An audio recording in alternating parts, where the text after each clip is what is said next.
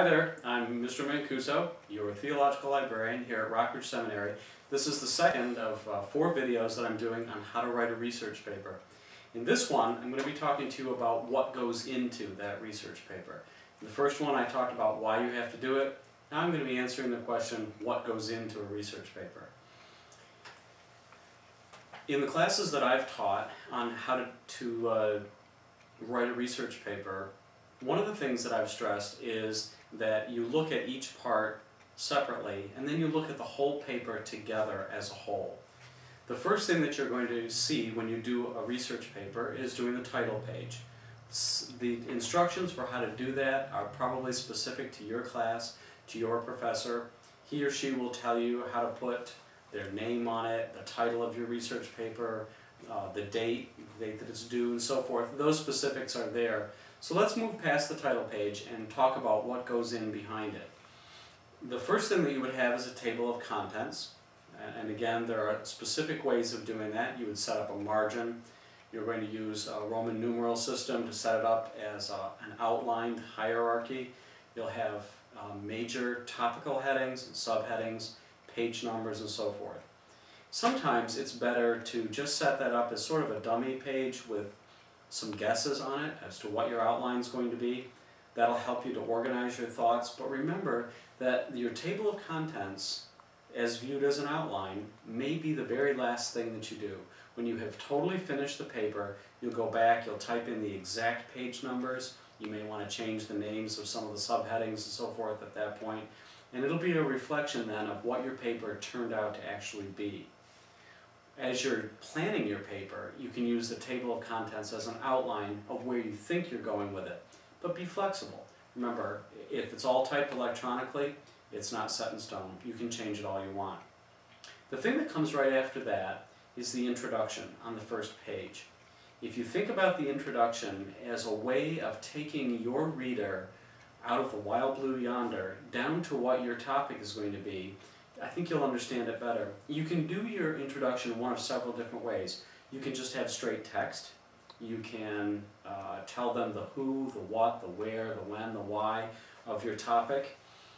So for instance, you could talk about a certain topic of missions, and you would be talking about which continent, like say Africa or India or something like that.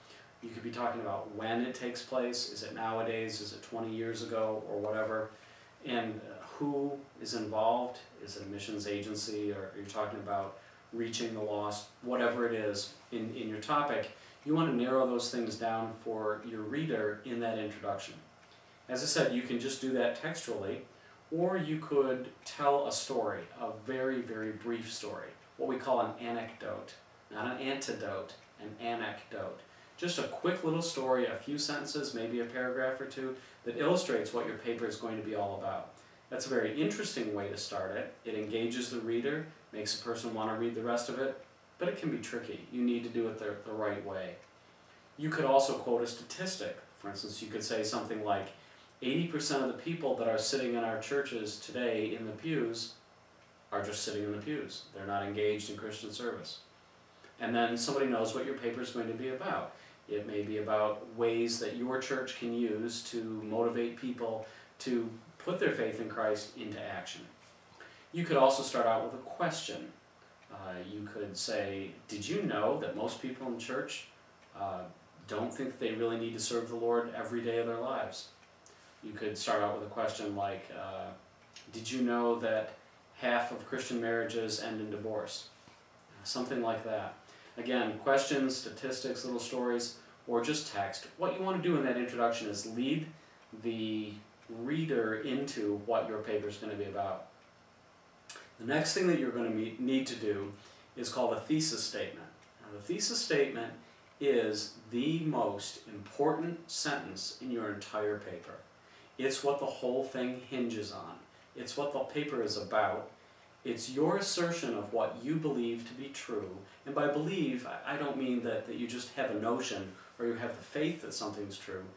I mean that you're asserting that it's true. For instance, if you said, the best way to reach men in the church is through relational ministry, not program ministry. That's a thesis statement. You're asserting something, and then you're going to prove in the paper that that's true. You might have a thesis statement that says something like, in the setting of China, in the Chinese culture, home churches are the most effective ways, the most effective setting for Christians to grow. Well, okay, that's your thesis statement. You've asserted it, you've stated it as if it's true, and then the whole paper is spent proving that that's true. So after your thesis statement, you then have some sort of transitional phrase or sentence into the body of the paper. The body will then comprise most of the rest of the paper until you get to the conclusion. And in the body of the paper, what you want to do is organize your thoughts in a logical sequence. You might go topically, you might go chronologically, you might talk about different people in a certain order, whatever it is that you see as your outline. You're going to spend that body of the paper then proving that what you just said in the thesis statement is true. You'll want to bring forth all of the evidence that you found in your sources, and you're going to want to footnote every time you cite something that's an exact quote or a statistic or something that you didn't know. You're going to want to give credit to the source where you found that information throughout the body of the paper. Think about it this way. If you used, say, 7 sources, maybe you had 4 books, 1 internet site, 2 journal articles. If you had 7 sources, you're going to have at least 7 footnotes, because you'll footnote each one of your sources at least once, probably more. Remember in the body of your paper not to use really long quotes, because no one wants to read a paper that is just a series of quotes that you pulled out of someone else's papers. That's going to show that you didn't do your homework. It's going to show that you didn't learn anything. When you're creating the body of the paper, remember you're proving your point. You may have to bring up opposite points and refute them, prove that they're not true. The last piece of your paper is the conclusion. That is the last textual piece. And in the conclusion, what you want to do is go back to your thesis statement and restate it in a certain way and show your reader that you have proven that statement.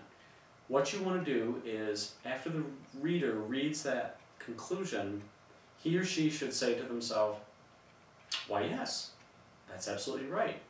The writer of this proved it. They convinced me. So think of a TV show or a movie that you may have seen a long time ago that has a court scene in it. Think about the prosecuting attorney. Think about the scenes that take place there in the court where the prosecuting attorney is trying to convince the jury that something is true. Imagine yourself as that prosecuting attorney.